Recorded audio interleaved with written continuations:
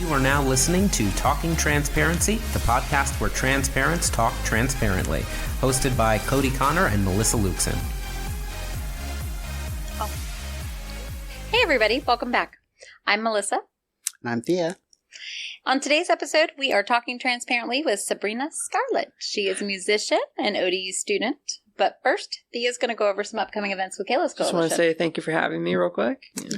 Of course, thank you for being here. And unfortunately, Cody could not be here tonight. He is working very, very hard, keeping everyone safe and happy. So I'm doing on the events. This month, we have a couple things coming up. On January 25th, we have our Resume Success Workshop at the 757 Creative Reuse Center in Norfolk. That's in MacArthur Mall on the second floor. Also, later that week, we have our DnD Club on the 27th, and that'll be at 6 to 8 p.m. For both of those, the workshop 6 to 8 p.m. and the D&D group is going to be from 6 to 8 p.m. And both of those are in MacArthur Mall in Norfolk. So that's what we've got for January. And then next month we have our Trans Family Dinner again on the third Sunday of the month. And we're going to be having fun with that this weekend, right, Melissa? Yes, we are. By the time y'all listen, I get to attend this time. We will have already had our tacos, but we haven't had our tacos just yet. That's right. But yes, that's what we've got going on in our world. What about you, Miss Sabrina? Introduce yourself. Tell us about yourself a little bit. Well, hi, my name is Sabrina, and I'm just living life. I go to school at ODU. I'm an accounting major. I'm going to be graduating in about a year and a half. And I'm aiming for my CPA, get the 150 credit hours that I need for that. I'm also a music producer, DJ, and I'm trying to get into things that are related to music and the arts, like drawing and reading more and, you know, like making content, TikToks, YouTube shorts, and just the whole spectrum of things. I'm just really trying to expand and learn more. And I also really, really like to just do stuff. I'll just go to the pool in the middle of a school day and I'll swim for like a good 30 minutes to an hour, and then I'll just go and I'll just head to my next class. I'll just do stuff like that. Nice. And at the end of the day, I'm just here and I'm just living. Self-care is very important. Yes, it's super important. So if you want to take that little bit of time, go jump in a pool, do it. Oh, I need to. Oh, I really need to, because it's stressful these days. Yeah, I don't know. It's freezing outside. You can get me into a pool to save my life. Right? Well, it's indoors, so it's still... Fancy. But so it's still going to be the same temperature in the summer as it would be right now. Yeah, okay. Except that that means I would have to dry my hair. I would have to do all the bundle it back up. Oh my gosh, yeah. I'm kind of with you. I'm not gonna. I don't think I even want to indoor swim right now. I'm gonna say this right now. It shouldn't be this cold without snow. I'm gonna say it again. It was like 24 degrees when I woke up this morning. We're in Virginia. This is not cool. Well, we're next to the ocean, though. I know. I get it, but I don't. We're done. I'm like, I'm ready for spring. I'm ready for summer. We get the cold, but without the fun bits. It's true. It's very true. I miss white Christmases, where it would just be snowing outside on Christmas Day. We had it one time when I was like 5 or 6 years old. I remember it so vividly. Mm-hmm. And then the next year rolled around, and I was confused. Why is it not snowing? Right. For opening gifts and the grass is green. Wearing flip-flops and stuff. Well, no, I wouldn't say that. No. But I would say I looked outside and it's just not a nice day. The grass is green and it's all kind of doom and gloomy with how the clouds are just kind of gray. But there's no snow.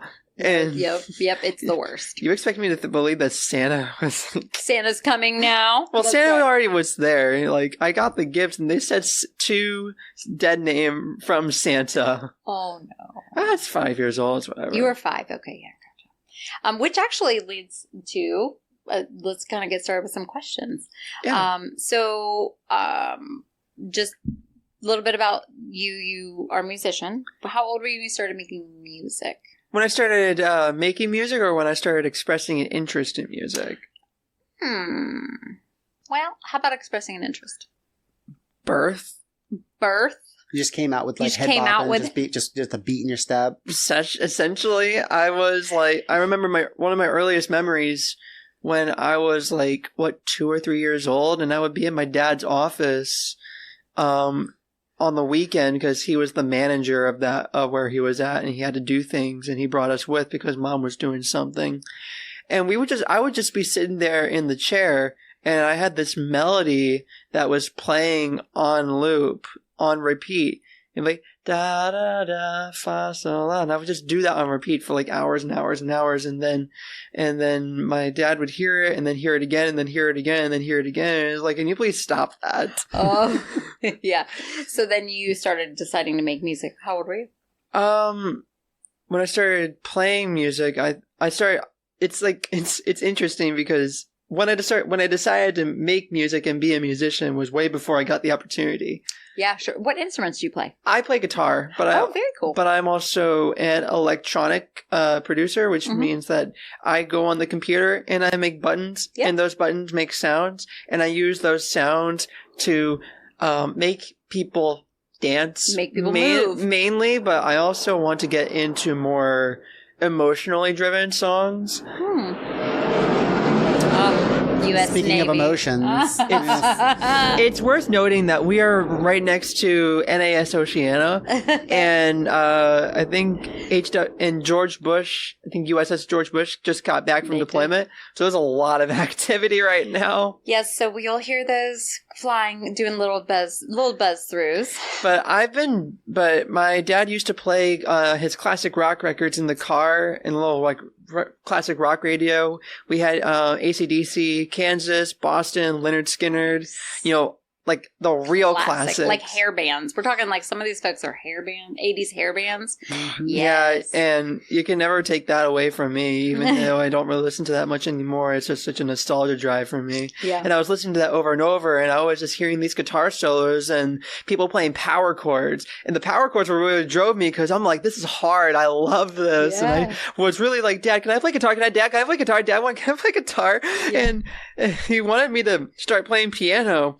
5 years old, and so he put me in piano lessons, but I didn't practice because I just wanted to play guitar. You want to play guitar? So do you play piano too? I really kind of regret not taking that more seriously nowadays because that is a really useful skill. You're never too old to learn. I'm not going to learn.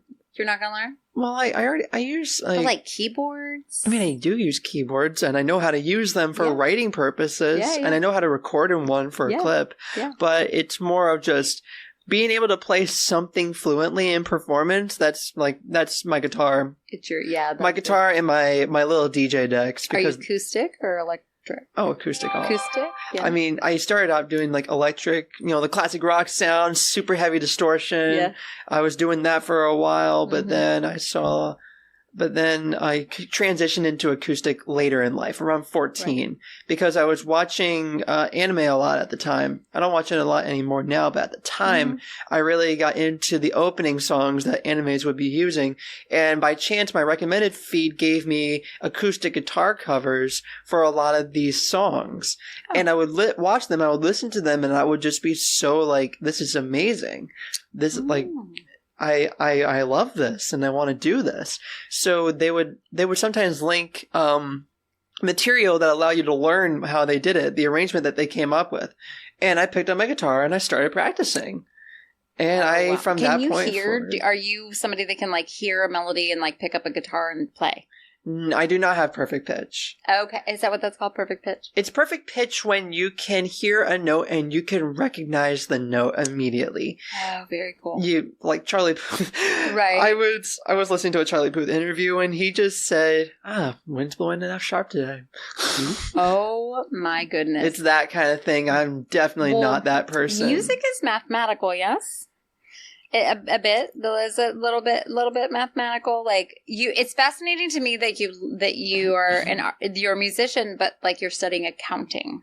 Yeah, I am. And I know, I love that. There's a kind of a joke with like accountants and things like lawyers and accountants.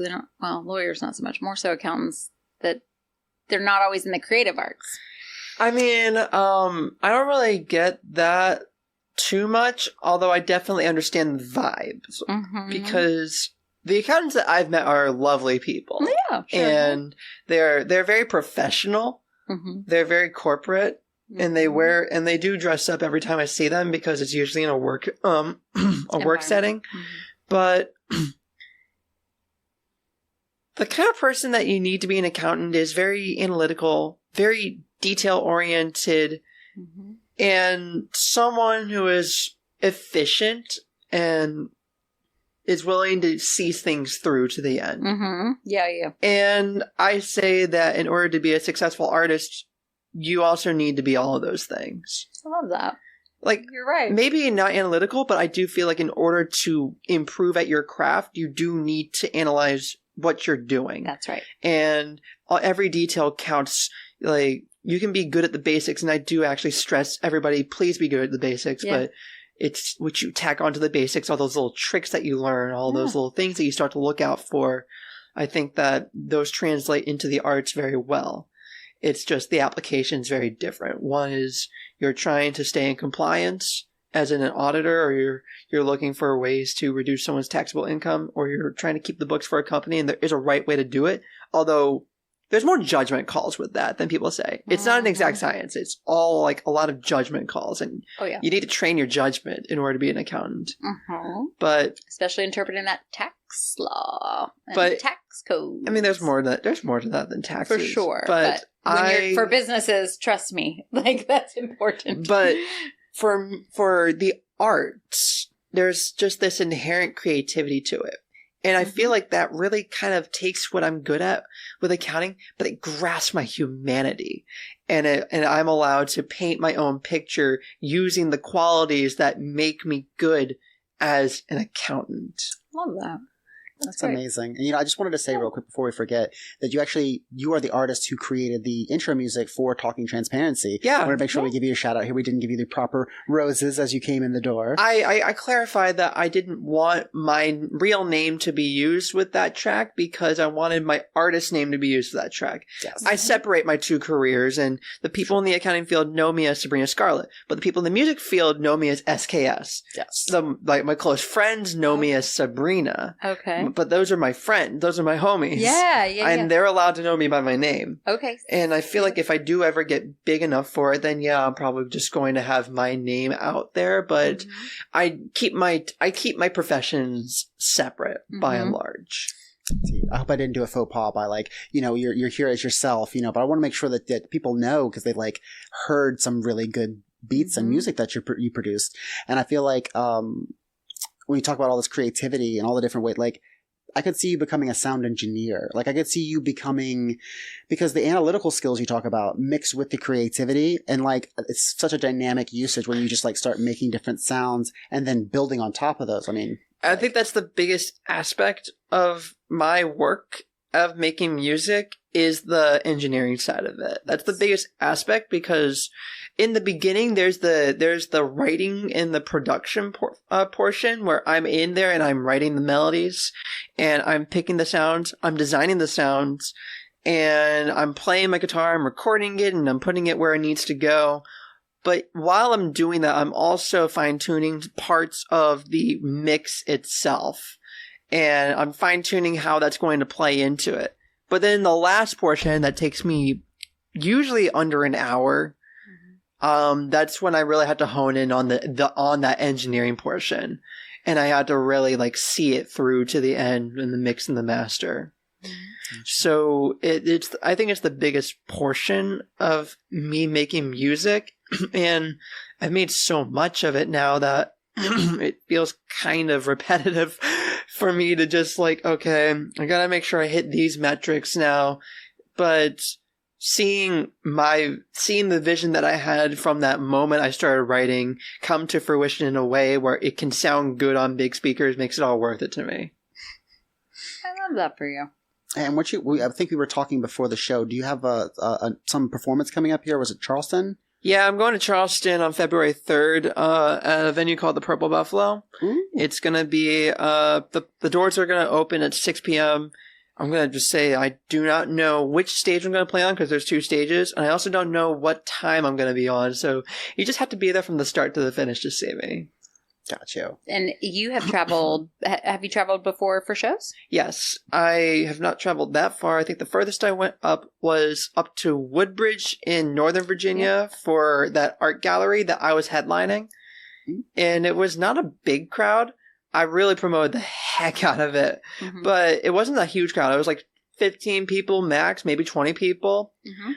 But Gives you good experience, though, right? Oh, the energy was crazy because I got up on the decks and there were like 3 DJs who went prior to me. There was Bad Taste, there was Godless, and there was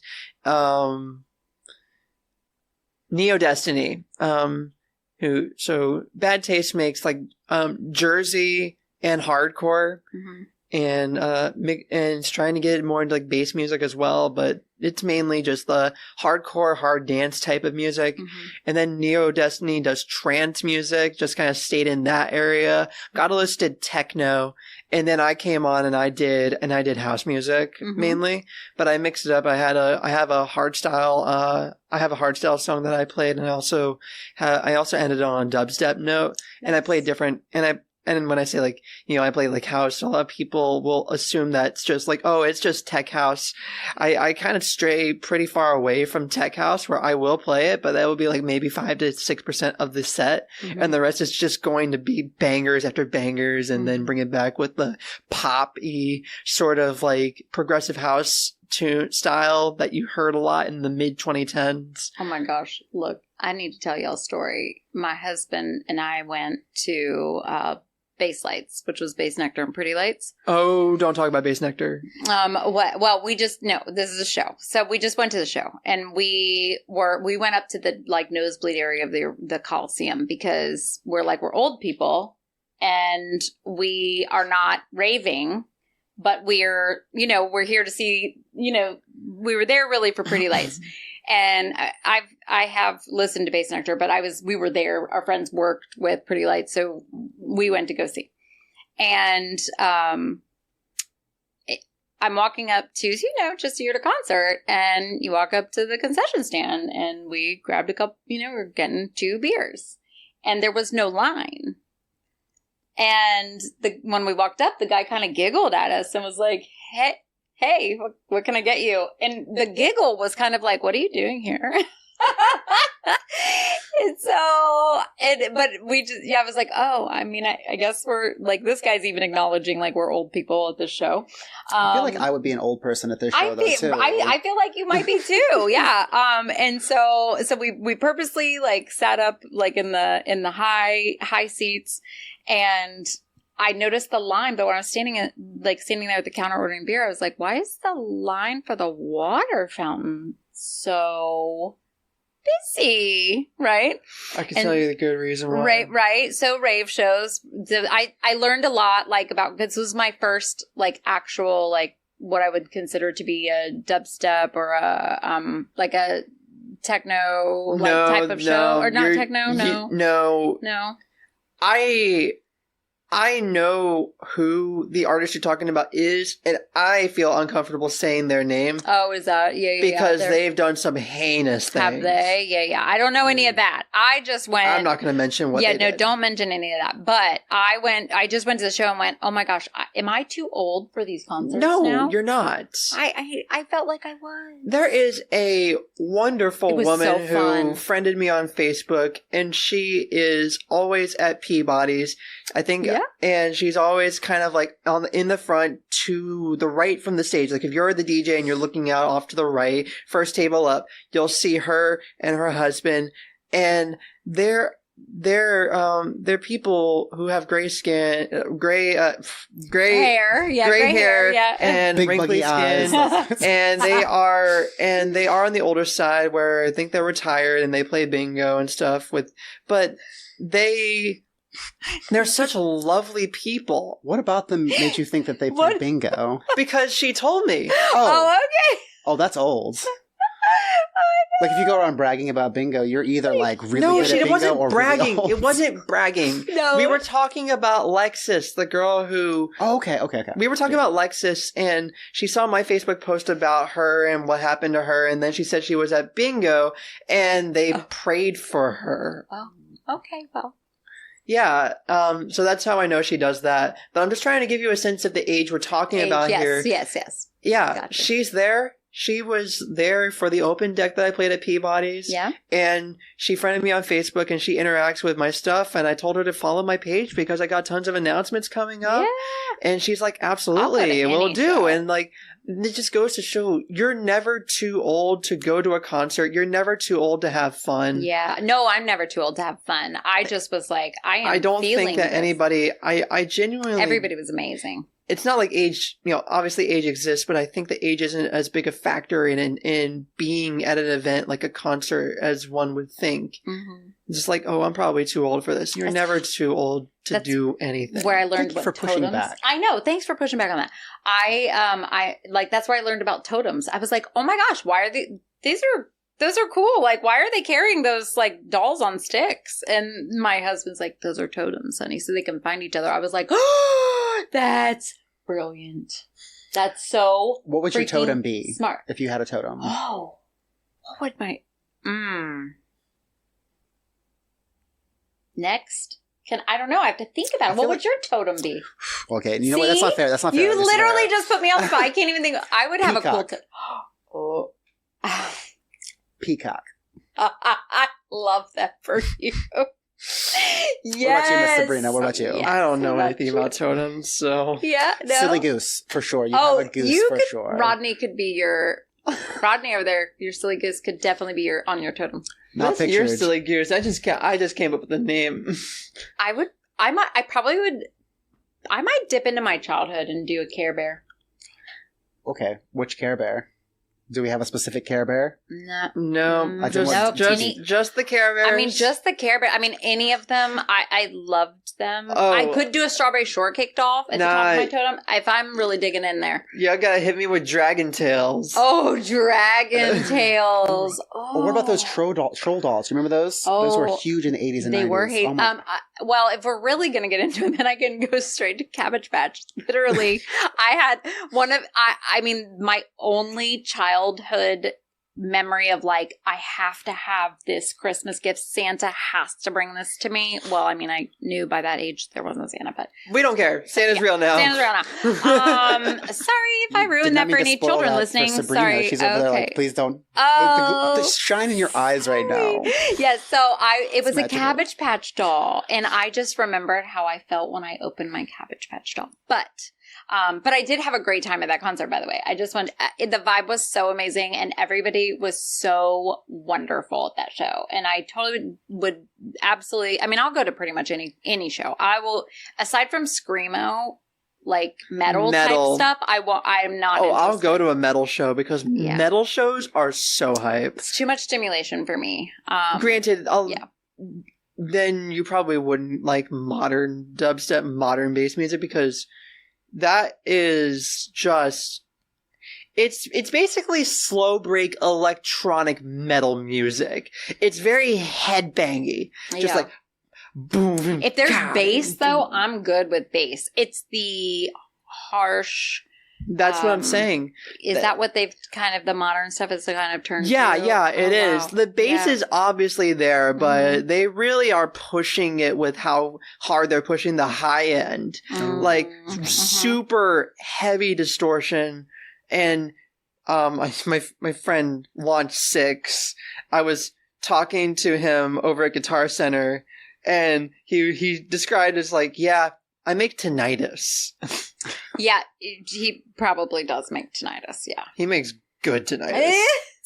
But So- I no shade on him. Like I love that Yeah. guy so much. He's a homie. But when it comes to the stuff that he makes, like super heavy tear out dubstep, or even like rhythm, which became popular a couple of years ago, and it's really big in this area now. Oh. It's just.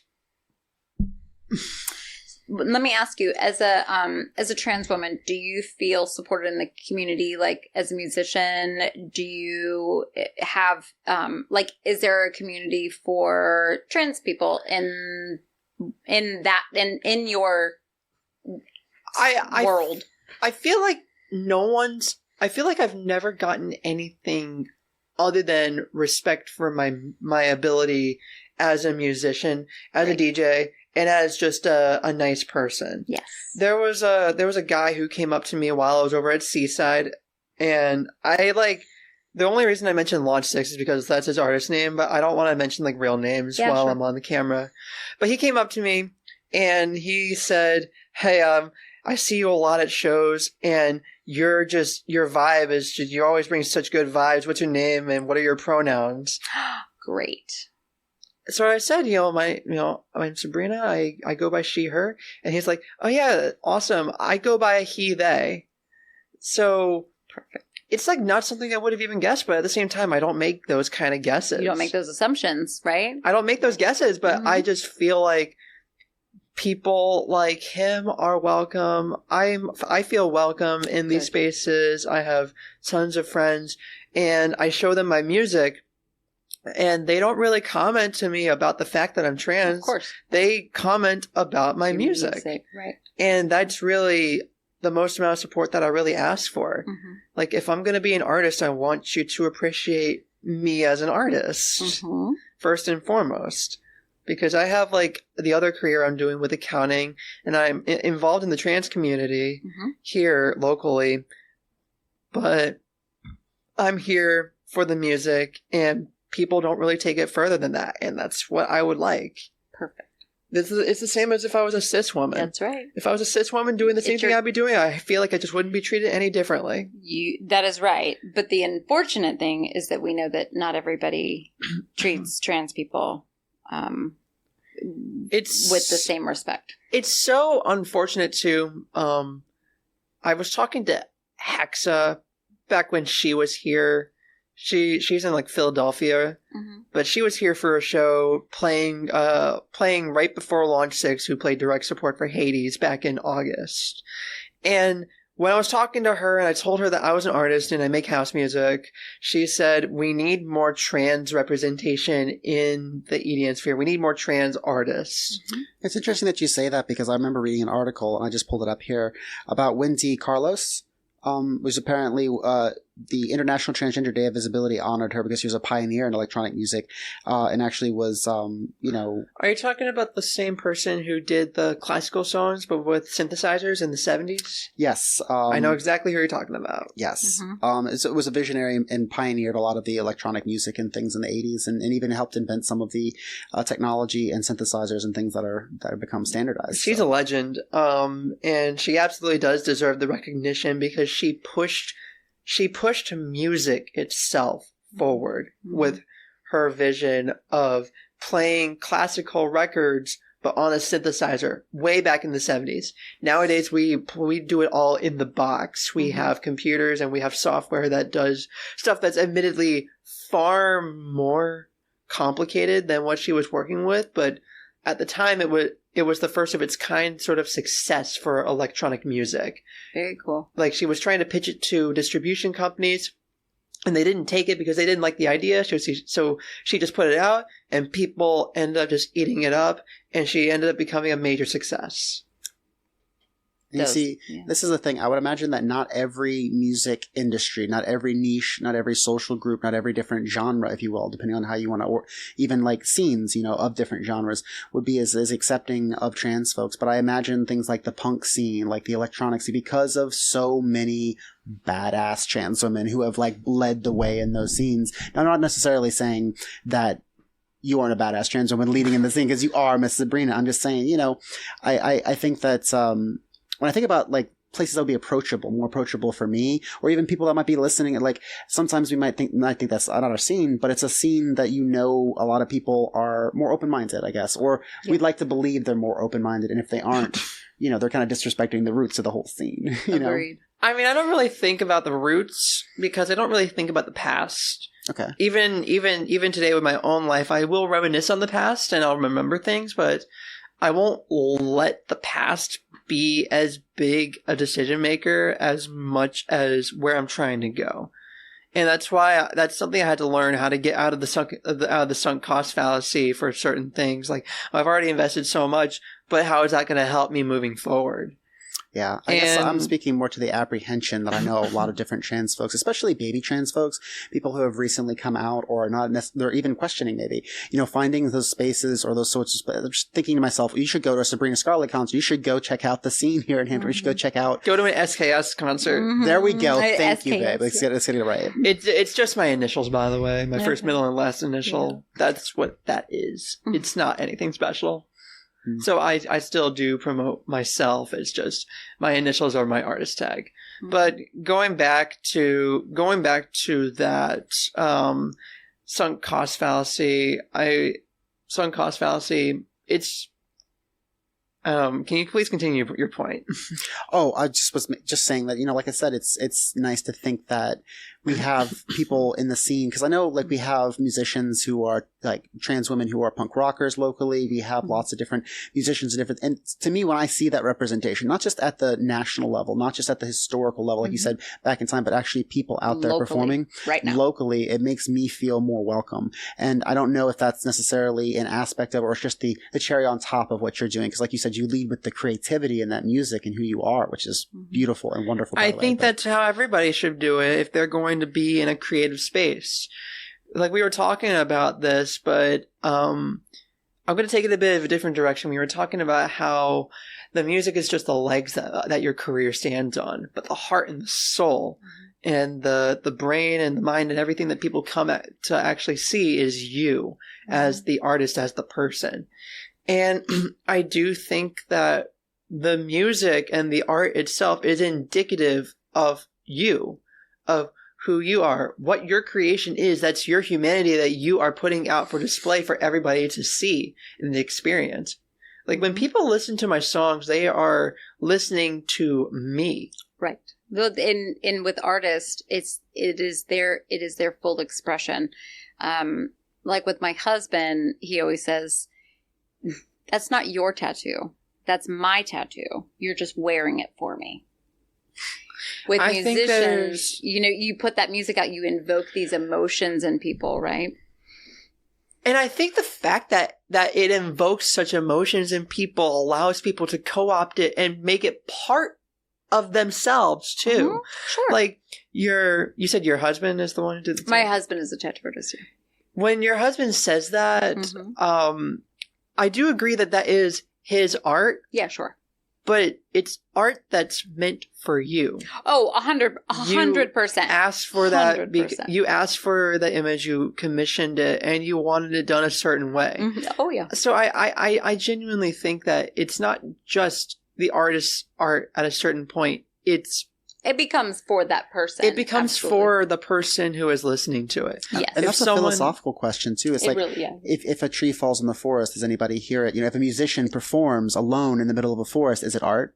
I do believe it's art. One could say that it's art, but I feel is it the same art? Is it as full as not having an audience and not being listened? Because it's that other side of that appreciation that I think gives... not that it's lacking, not to say it's lacking, but gives more texture. Mm-hmm. It's not a lack, it's an abundance.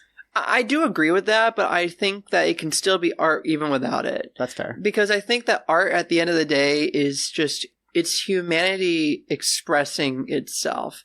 People expressing themselves to other people. I think that's what is truly the essence of art. And then people take the stuff that they like, they relate to a story, or the song carries them through a bad time, or they just see an image and they see something in it, or they feel something from it. Sure. And it becomes part of their expression. Mm-hmm. So I do think that there is an element of human interaction with art, but I think that's part of the fact that art is an expression of humanity. I would agree. I would definitely agree with that. And music is something that evokes a lot of emotion in people. It does. Mm-hmm. I think that it's the way that the industry has gone has definitely tapered that down with the way that people are expected to make songs. I just made a track right before I got here. I finished it 40 minutes before I got here, and I put it on my USB and then I drove here. Mm-hmm. But I had a shortened version. The track is 3 minutes long, but I made a shortened version that's a minute and a half, and it just has the intro, the build-up, and the first drop, and it's done. Mm-hmm. And that's kind of the way that the industry has gone with the algorithms and the way that people now experience music, with Spotify being the curator. Oh, interesting. Yeah, because the way it works now is... Seem like I don't even barely use Spotify. So, you have to stay away from the skip button. Mm-hmm. And you have to worry about your streams. It's not like it used to be, where you used to go to a record store, pay $15 to $20 to buy a vinyl. Right. And the vinyl had a set amount of time that it allowed for an album to be on. So albums kind of formatted to be fit into however long the album was. Mm-hmm. 12 to 15 tracks or probably something like that. Right, something like that, yeah. So nowadays, it's all about streaming numbers. You get paid every time someone listens to your music. Until the internet crashes, y'all. So... That's so if you have a really, really catchy song, mm-hmm. but it's a really short song, when people want more, they need to replay it. Mm-hmm. And that right there, that's another stream. Right. Oh, wow. So like the commodification, it's becoming like the actual experience of the art and they aren't thinking about, okay, I want to set up a whole concert, or I want to set up a listening experience, like you're saying, with a whole album. They're saying, I want to set up these fast, over and over and over and over again plugs that give me that payout. Capitalism gonna capitalize. Yeah, and then the start of the song, the way you start a song is so important, because you can't have these long, drawn out intros unless if it's a really niche audience that loves that. Listen, you need to have. You can catch me early. I really I start out with that. I start with the vision of the song that I have, and I say that as the extended mix that I play in concerts, because I'm not really bound to those restrictions in concerts. I can play the full track how I envisioned it. But when I put it out on the internet, I really try to think, I need the hook right now, and I need it to be as short as I can get it, so that if people like it and they think it's catchy, they can just rewind and replay it, and that's another stream. Wow. So I want to change the subject just a little bit, because I'm loving this and I love talking about the music, but I'm curious a little bit, about, your background and your future. The podcast, we oftentimes bring people on and parents on, and we talk about families. And one of the things I like to discuss is what does the trans family mean to you? And how do you, what are your goals beyond music? You know what I mean? Like, you want to travel somewhere? Do you want to, what is it? I know we talked a little bit about public accounting, but lay it out, Ben. I mean, it's not just public accounting. It's, just accounting in general. I know I said that's going to be that's my profession. I consider my profession, even though it's like I'm still a student. It's my profession. It's my career, and I treat it seriously like that. And it's just wherever it takes me, because the world's always changing. But when you're talking about family and you're talking about the trans family, I don't look at trans people any differently than I look at cis people. So I look at everybody who I come into contact with and I vibe with as part of my family. It doesn't matter to me if you're cis or if you're trans. If you... Oh, it doesn't matter to me either, but it matters to a lot of people, like the folks that want to make laws that govern our lives, and a lot of times what our taxes. And I think that's a potent difference, because to me it's just so simple. It's just so simple. If I think you're a cool person, then you're a cool person. But a lot of people don't really see us that way, and they see us as this obscene sort of person, and they want to legislate us specifically about our medical care, our ability to go to the bathroom, and our want to play sports, and among other things. And I think that's just so sad. Honestly, it's just so sad and so depressing, and it does worry me a lot that there are people out there who think like that and who make decisions for us when they don't even know what they're doing. They don't know what they're talking about. They have the scientists testify in front of the board meetings, in front of the legislatures themselves, and they give the evidence. They speak their truths and their experiences with patients who are trans, and then the legislatures, they don't care. Mm-hmm. They vote the exact opposite way that the experts are urging them, and also the people who it actually affects are urging them to go. They're going in the exact wrong direction. Who's hurt by a trans person just existing? You can say that a trans person hurt you because of what they did to you. But you can't say that all trans people hurt you just because they're there. Correct. Yes. It's all down to the individual. But you're talking about ideology versus like pragmatism, right? Yes. Or facts and all those things.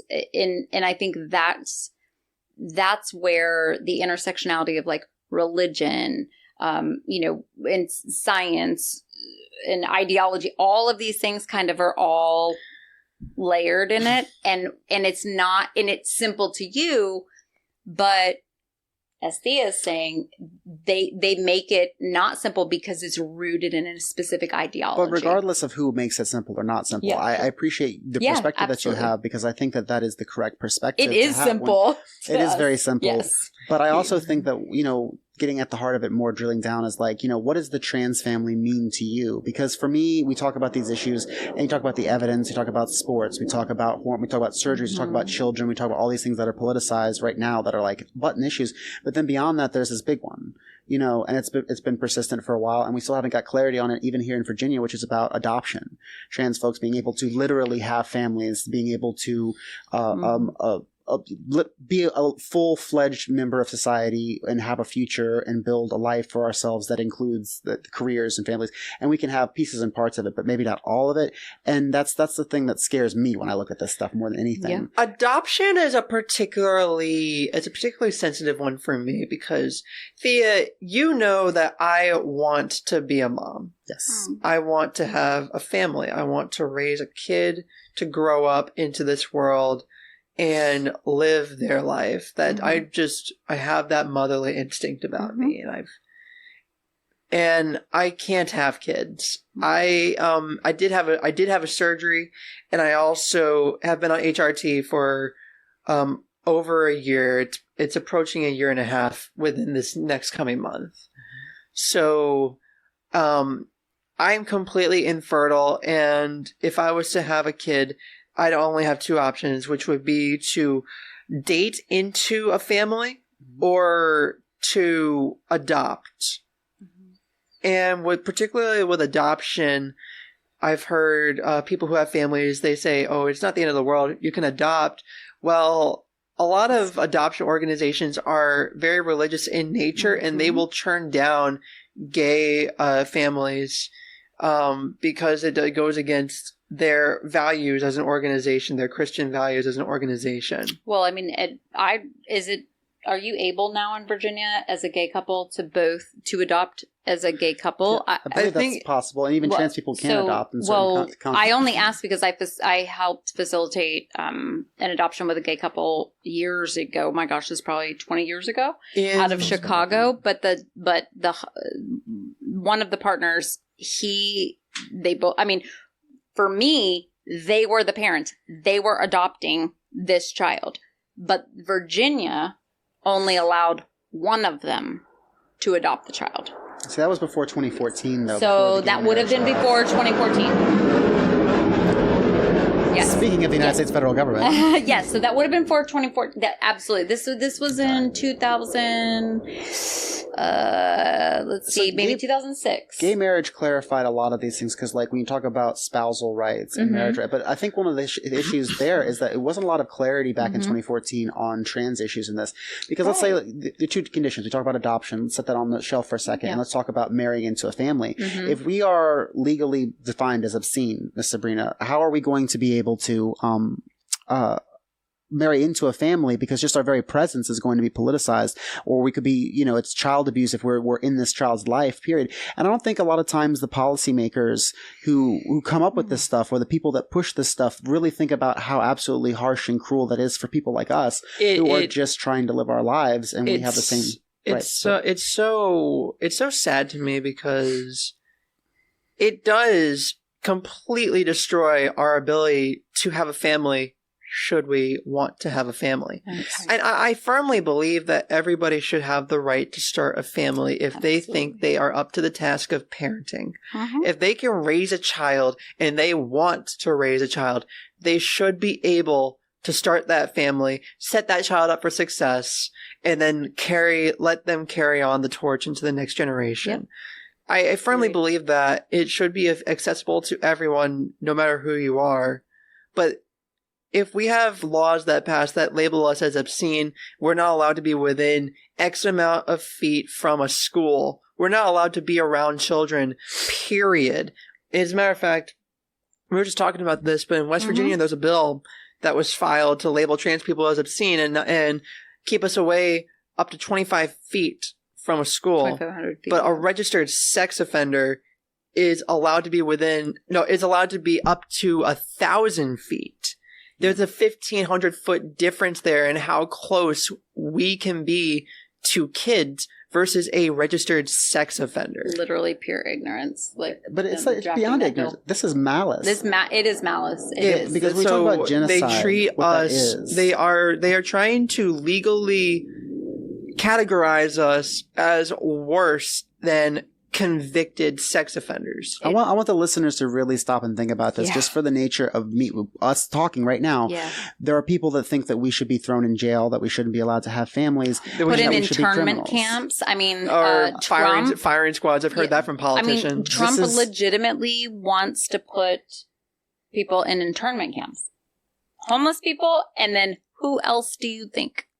I'm telling you, it's LGBTQ plus people. Oh, and they're also pretty racist too. So they're very racist. Yes. So let's. Yeah. I mean, like, if you like Trump's entire I don't want to sound like people come on me, but a huge portion of Trump's campaign in 2016 was about Mexicans. Oh, yeah, absolutely. He's so racist. I mean, I can go on I don't even want to talk about him, but yes, and so. The legislators are trying to pass bills like this. And when you have supermajorities like you have in Ohio, they're like, even a governor can't, even a Republican governor who wants to veto something can't even do that because supermajorities then overwrite those laws.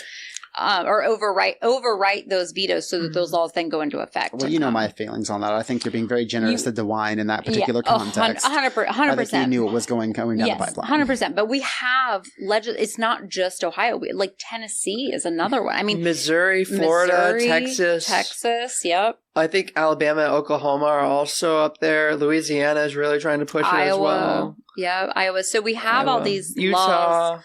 Yep, we've got all these laws. I mean, in Virginia. Right now, we're safe. No, we're not. Hold on.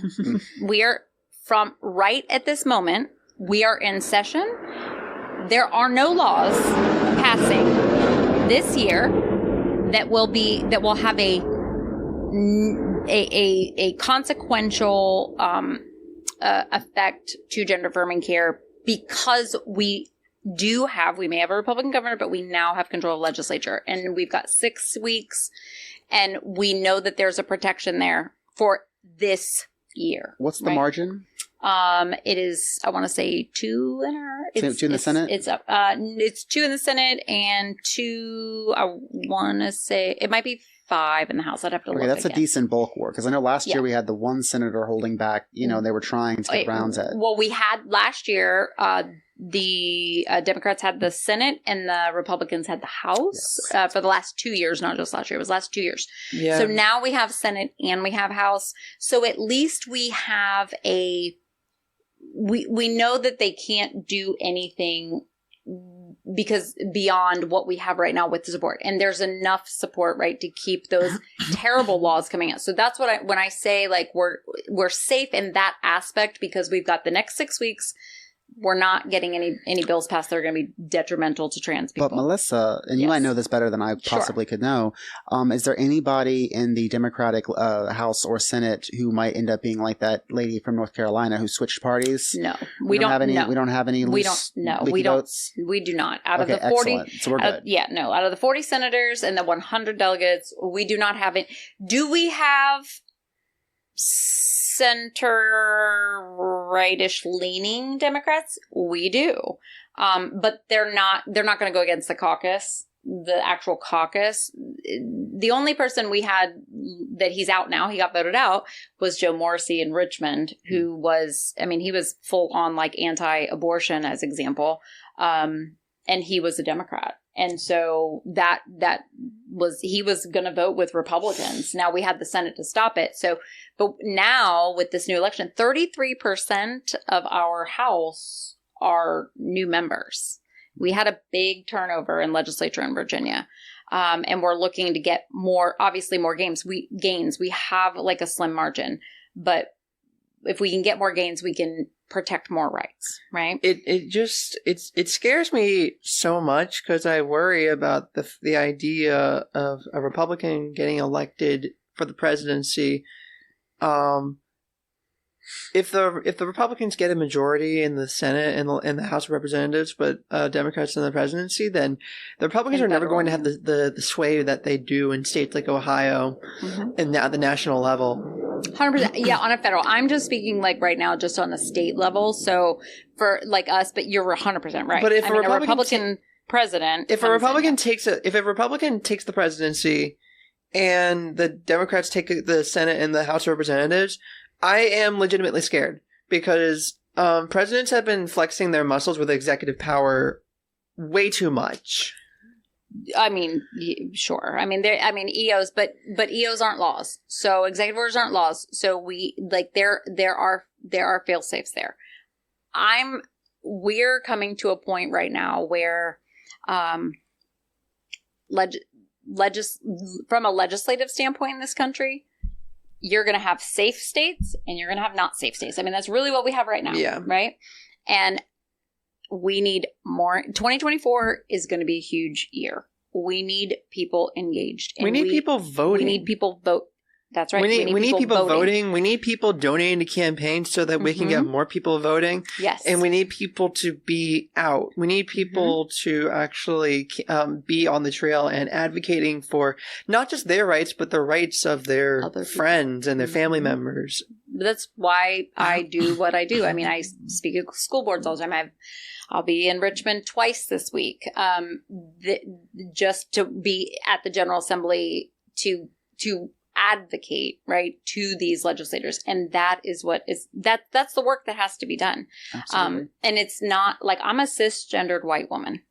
I understand my privilege and I have to use it. And the only practical way I feel like I can use it right now is to stay on top of our school boards, our city council members, our state legislators, our Congress people on a national level, like on a federal level, right? That's all I can do. Sabrina, are you coming with the STRC and Kalos and the other organizations? There's trans organizations going up in February to the Equality Virginia Summit. Lobby Day. I actually put it in my calendar, but I never got anything from Zavaria. Okay, I'll make sure I'll follow up, make sure they send stuff. If you want to come, we'll have the bus. And if anyone's listening, if you're in the Hampton Roads area, I wrote it reach down. Out directly to the contact at Kalos. I'll be happy to forward you the information. You Please can also do. reach out to the STRC. But I wrote it down in my calendar. I wrote it down. I don't have anything written for next month because I write everything down on a month-by-month basis. But I write down little events, like little footnotes, like, okay, next month on this day, this is what's going to go on. And then at the end of the month, I'm going to write down what's going to go on in February. Listen, a lobby day at the General Assembly. There are people everywhere. Every day is basically a lobby day right now. There's always different organizations. But lobby days are fun. Have you been to a lobby day? I haven't. No? Okay. I shouldn't say it's fun. It's fun because you're able to kind of see all the formalities of what's going on, and then you actually have an opportunity because you're in their face and they can't say they can't shoo you away, right? You're there lobbying and they know you're coming, and it's full of intent. So I would really encourage anybody, if you have a cause, especially like with Equality Virginia, like look into contact Kalos Coalition, take a day, go up and see what's going on in the General Assembly. I want to bring the conversation back to, we were talking about family and how, like what I think about like the trans family, and also it kind of segued into the fact that I personally do want to have a family. Be a mom. Yeah. Yeah. I don't know, family is just a really important aspect of my life. Well, how many kids do you want? Good question. How many can you afford? That's Good, what better question. Right. But, Ideally, in a perfect world where money was not an object. Oh, and time and energy. How many children would you ideally like to have? I mean, probably at least 2, because I don't want only child. I'm an only child. But yeah. I'm not saying anything.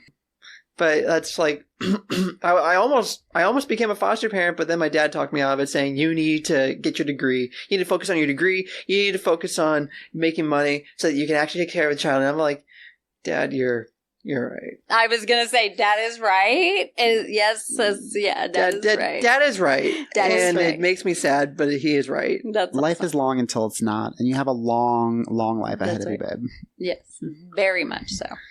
But it did kind of become unhealthy for me in a way, because I started to do a lot of things, not for myself, but because I wanted to be a good mom. And I wanted to be a good example for how a person should be in this world. I wanted to set myself up in a way that set an example for a child to watch. Right. So I started getting back into athletics and swimming and rock climbing and just things I enjoyed doing, but athletics. I started really digging like myself deep into the arts and cooking and reading and just going out and being with friends. And I kind of threw myself into my schoolwork, and I did all of this thinking that none of this was really for me. It's because I wanted to be someone who someone can look at and say, I want to be like this person. And particularly with a child, the parent is the first point of contact. And what the parent does, what the parent exposes to the kid, what's exposed to the kid in those formative years, that's all the kid knows about the world. That's right. So I take that very, very seriously, of just like, I really want to set the right example the first time. Well, yes, we all make mistakes, though. We do. So we do. And I think that's part of the human experience, is the fact that you make mistakes. And I'm not afraid to show that to the kid. I'm not going to beat myself up for it, but I want to at least try. Right. Well, we like having the intention of wanting to be that, but like, nobody gives us a manual, right? So I always say, like, be kind to yourself. That's the mindset I used to have. I don't really think that way much anymore, because now I've kind of evolved from there to the point where I'm just like, I really like being a good person. Yes. Well, so it evolved from there to being a part of who I actually am. And now it's much easier for me to be that way. Well, because now you're authentically you. I've always been that way. Well, yes, but you are wouldn't you say you're feeling more authentically you as you, like, I guess we didn't ask this. What age did you transition? I came out in an official capacity at around 20 years old. Yeah, September 16th, 2019. That was my hatch day. Your hatch day? Yeah, it meant I came out as trans to me. I figured that out. But I started to medically transition and legally transition in 2022. In 2022? So I was about 22. Are you a 2000 baby? I'm 99. You're 99? Okay. So I'm not going to say I'm a 2000s baby, because I was born in the century of 19-something. Oh, that's right. I don't care if it's fantastic. Your entire life now, you can party like it's 1999. Literally. That's fantastic. Yes, exactly. Like you were born, the year you were born. My youngest is actually a 2000s baby, so it's really easy. I'll always know how old she is. It's so much easier, right? Oh, you came up in the time of chia pets. Oh, yes. Oh, yes. And easy bake ovens. Oh, yeah, absolutely. Easy bake ovens for sure. I mean, I was born in the 70s, so I came up at a time of all kinds of things, but yes. I mean, I still remember Neopets. Oh, Neopets. I remember because my oldest is your age, about to be 30. Well, about to be 30. They'll be 30. So, I'm old, y'all. you just aren't you 31? 33. Oh, really? Yeah. Oh, okay. Well, you're not old. I mean, I'm not really old either. Some days my body feels old. My mind feels so young. I don't really I've stopped categorizing it as young and old because at the end of the day, age can tell very little about a person at the end of the day. Obviously, like, there's age of consent and you can't, and, there's like certain barriers you can't cross. Sure. But someone can just be in their 40s or their 50s and act like a teenager. Oh, I mean, for sure. But then there's people who are in their 20s and 30s or even younger who have just had so much life experience just because of things that have happened to them. Those are people that you can actually lean on for a little bit of wisdom. Sure. And so I think it's all dependent on your life experience at that point. Oh, now, absolutely. One little caveat, like if you're in your teenage years or you're like still developing and stuff like that, there's definitely a big caveat to that. So yeah, not the years in your life, but the life in your years, right? The life in your years. That's exactly right. Speaking of life and time and such, I want to make sure that we get to the news here. We touched on a little bit of the news earlier, but what do we have up on the news this week, Melissa? There's so much news, but I only really have one thing that right now that was just as of 9 hours ago was the speaking of Florida. Earlier, I don't think we were recording when I said this, but there was the state legislature seat in Florida that was flipped from Republican to Democrat in a special election. But, they're still trying to do their stuff because that doesn't stop them. The Florida House Committee passes a ban on pride and BLM flags in the classroom. As property and car insurance in Florida continues spiraling out of control to crush people around the state with no end in sight, and affordable housing remains difficult to find as Florida leads the nation in inflation, Republicans in the legislature are laser focused on banning pride and BLM flags. This House Bill 901 would prohibit the display of any non-governmental flags or symbols from being displayed on government property, which includes public schools, colleges, and universities. The bill specifically bans flags which represent a political viewpoint, including politically partisan, racial, sexual orientation, and gender. The bill is clearly targeted at pride and BLM flags that have become popular for many teachers to display in their classrooms, along with with other flags. The bill passed through its first committee today with a party line 9-5 vote, with every Democrat on the committee voting against it. The new legislation is the latest move from a state dominated by DeSantis' culture wars, targeting teachers as, quote, groomers, and accusing them of secretly teaching CRT, and I'm always going to use quotation marks with this garbage, to students. All of this has resulted in a serious teacher shortage in the state. In addition to having one of the lowest pay scales for teachers in the country, many who have left the profession have cited new laws like the Parental Rights on Education Bill and the Stop Woke Act, which bans certain books and changed how slavery and African American history is taught. So now they are trying to ban flags. You can't help themselves. I saw something about like Bill O'Reilly's books were getting bans, because like where are we when Bill O'Reilly's books are getting banned? Bill O'Reilly actually was on Twitter and said that he was going to fine whoever chose to ban his books and then put them on national TV, and publish their face and publish their name and ask them why in detail did you ban my book? Bill. Do it. I want him to do that. I mean, taste your own medicine. I know, exactly. I can't stand Bill O'Reilly. Can you imagine the people in Florida when they find out that their no steppy snake flags are no longer allowed and their Confederate flags can't be flown? I mean, like, unless, of course, they're specifically making the caveat for explicitly, like, conservative and political. I don't think they did that, did they? I think they're just trying to say must express a political viewpoint because that is the right-wing stance. Right. This is not, Black Lives Matter is not political. It's been made political. Pride is not political. It's been made political. So what they have politicized this and then legislated it. I don't agree with you that it's not political. Okay. Go ahead. Because I think that things are more political, but it's just made as though it's not to seem that way. Like, What do you mean? well, I think human rights are political because human rights is policy. Yes. I mean, it's policy for sure. It shouldn't be partisan politics. Everybody should care about human rights. It shouldn't be partisan politics, but this is the world we live in. Of course, absolutely. And because it is something that is decided in government, even though it shouldn't be, it should just be, hey, you're a good person, right?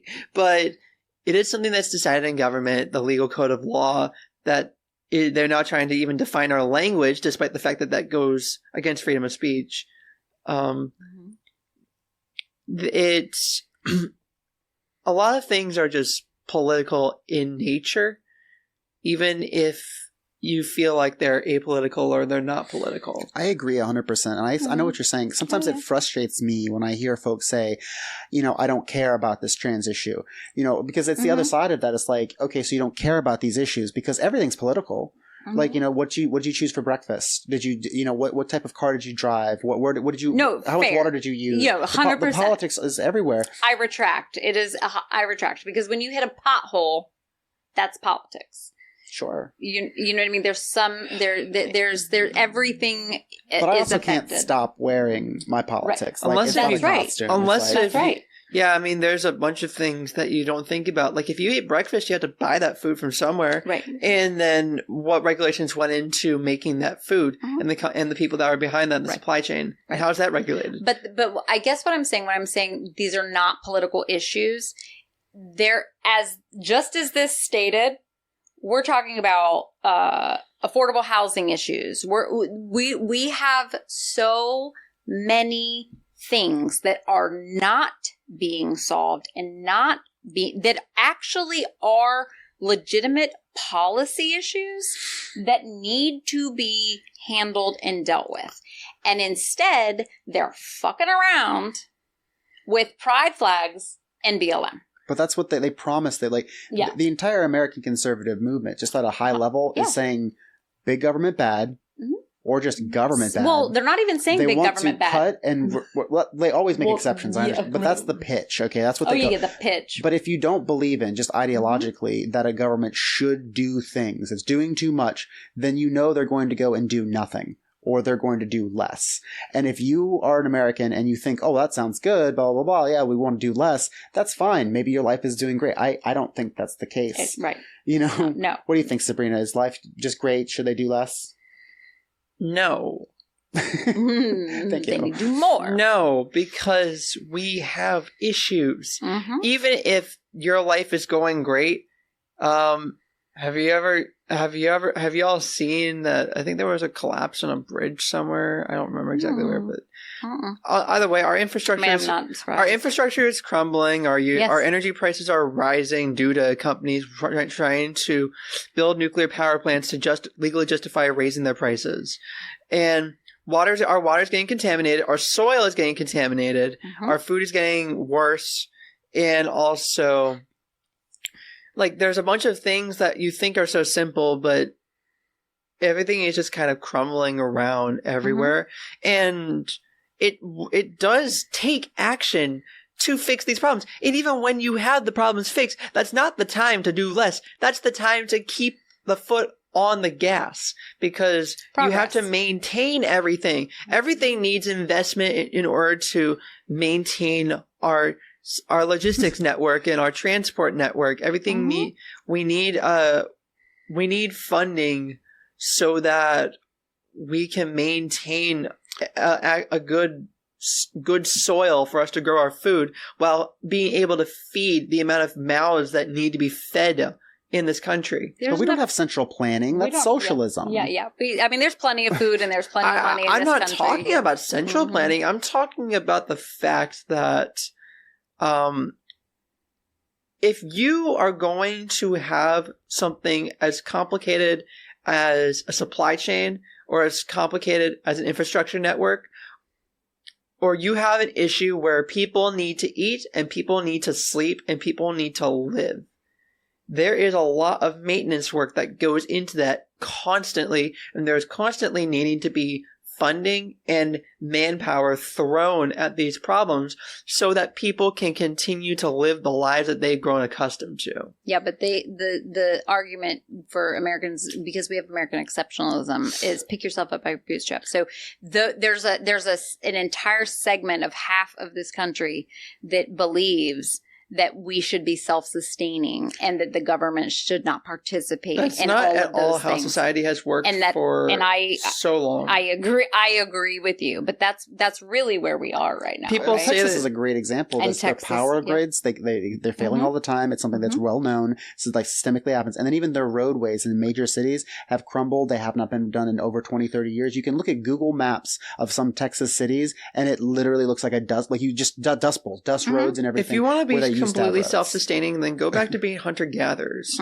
But even they weren't super self-sustaining. They had communities and they had tents and they lived in, some of them lived in caves, and they went out and they got food and they shared it with their young and they shared it with their community, whatever they found. Although it was more primal in the sense that if you hunted 1,000 calories, you ate 1,000 calories, but you still had community and you still had people that came in to feed the kids. I'll push back on that one. I would even say, and this was a conversation I was having with producer Ty the other day when we were driving home from a day of work. He was saying that the Neolithic man and prehistoric man probably ate better than most of the people driving around today, because even if they did get the calories, think about the big communal meals. They'd have big stews, they'd hunt roast, and there would be people that would do stuff, and that food would be provided to everyone, and we'd have a higher standard of food and community. So I think a lot of times, depending on how you look at it, I think we put a lot less into our food. But I don't know how we got off on food so much. I don't know how we did either, but I think it's because food is so basic and people don't really think about it. But if you want to talk about pulling yourself up by your bootstraps and being completely self-sustaining,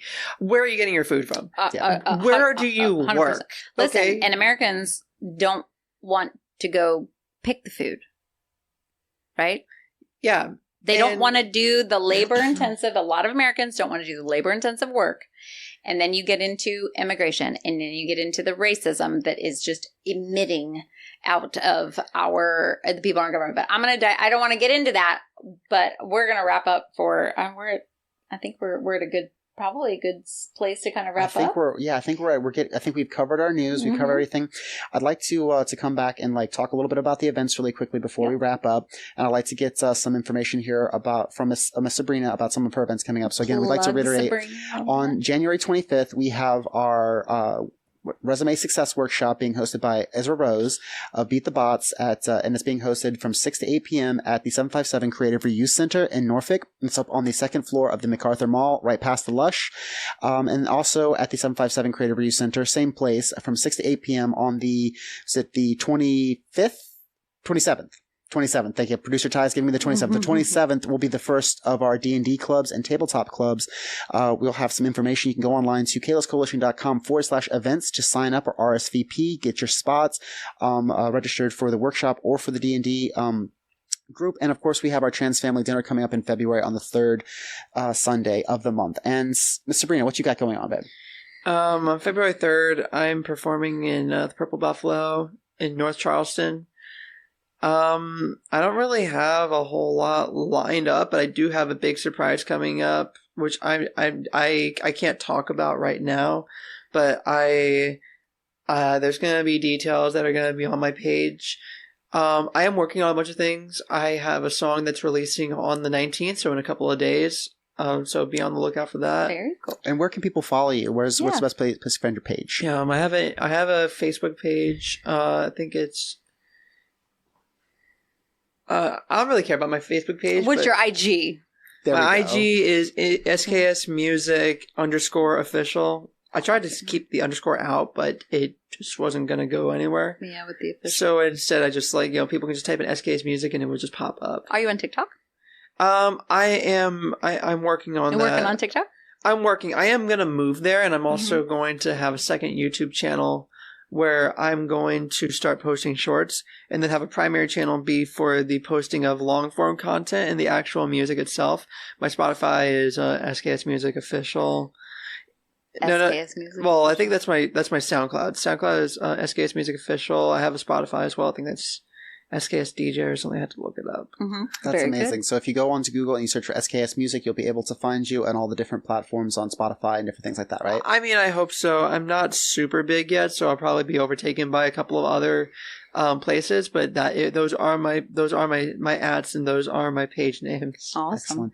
There's one other thing that I'd like to talk about before we go tonight. The Chaos Coalition is currently fundraising for a Trans Wish.